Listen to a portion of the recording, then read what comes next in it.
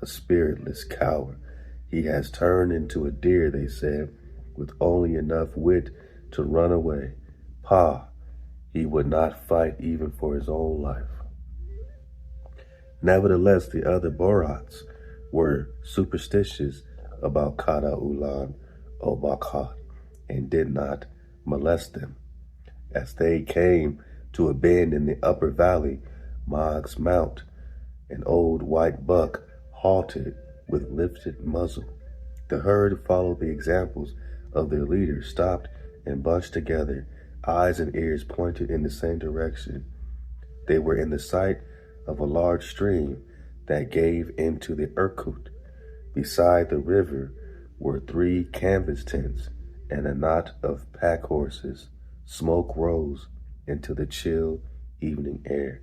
3 men came from the fire and looked at them. Mahak would have turned when one of the travelers, a stocky bearded man in a fine mink coat, waved to him.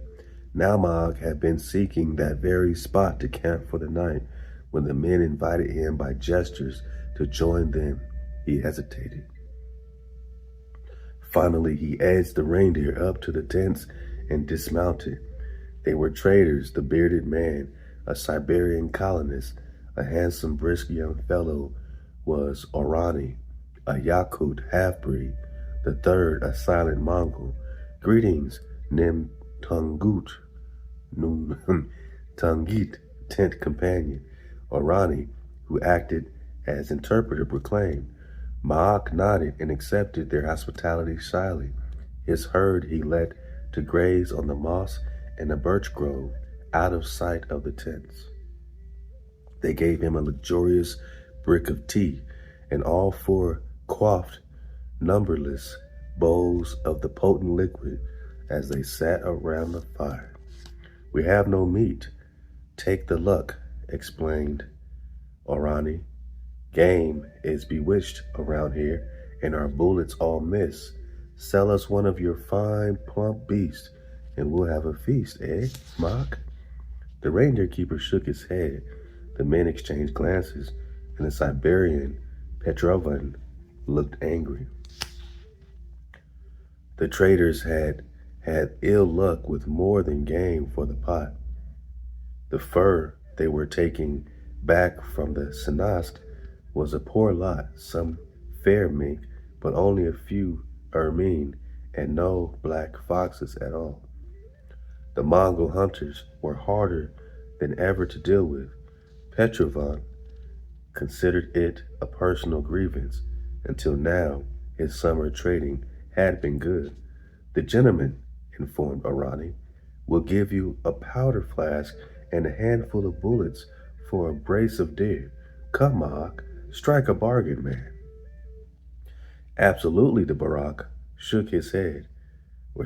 Absently, the Barat shook his head. He had no musket, and he was admiring the businesslike hunting piece of the trader, an Irani's silver-mounted flint lock. He offered them some of his reindeer milk. They declined with a grimace, but the ever-hungry Mongol emptied all portions down his gullet. Orani was surprised that Mog had no gun. How did he deal with bear and moose? They do not trouble me, said Mog, after he had thought it over. He was slow to think things out. Well, you're a fine fellow, all right, agreed the half-breed. Look here, we're on the trail to the Irkut, going to Irkutsk.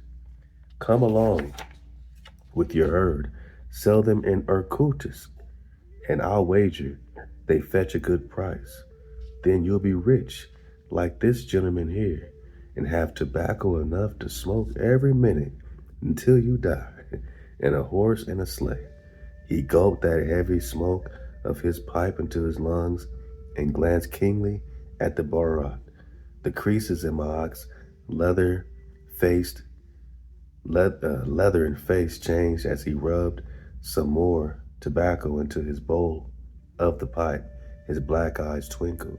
Mahak had come as near as possible to a smile. No, he grunted. What would I do without them? He pointed at the white buck that lingered near his tent. When the Siberian retired to the big tent with a rug on the earth and a cot and lantern, Mahak examined it from the opening with great appreciation.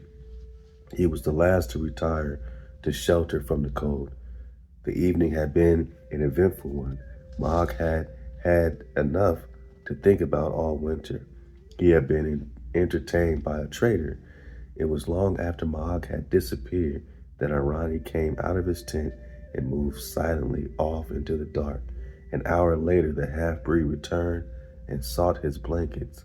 The camp by the stream was motionless except for the anxious movements of a big reindeer and the illusion of motion produced by the play of the northern fires in the sky. I'm gonna give y'all drop by drop, a couple, pages at a time, man. And we're gonna keep this going exclusively right here. What's Mahak gonna do next?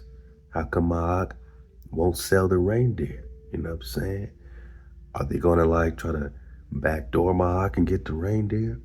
What do y'all think gonna happen next? Leave a comment.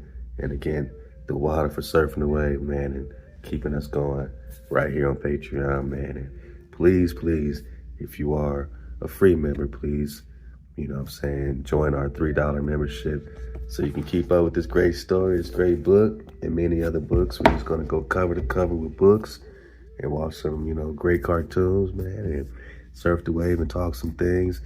And this will also be like a big reaction type of channel for us that we'll just, watch interviews, watch things, that normally they try to censor and strike us on YouTube. We could watch them with a little more comfort over here. So I just appreciate y'all for getting cozy.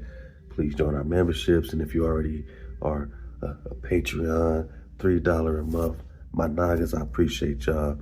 And let's keep this water flowing together and keep the fire burning. Hey, hop to the cons, man. And let's just, keep building. This is our time to build. Whatever we, truly can, manifest, man, it's happening. You know what I'm saying? So guard your mind, guard your thoughts, guard your frequency. And don't let nobody get in your way, man. Don't let nobody tear down your frequency. This the time. By now, you should be an expert at dodging all hijacks, man, at all costs, man. You should feel a hijack coming a mile away. And if one sneak up on you, they should just get that armor. Bang. You'd be like, what? Like Superman.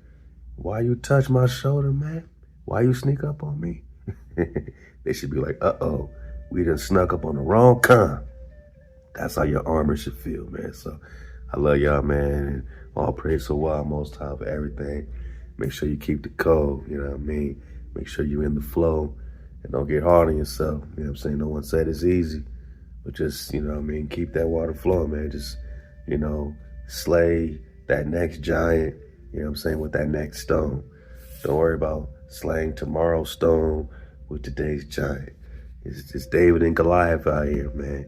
There's plenty of giants to slay every day. So don't worry about tomorrow's giant. Just slay today's giant with today's stone, man. And Drop told you this. I appreciate y'all. Hey, hop to the tribe. Shalom, Khan.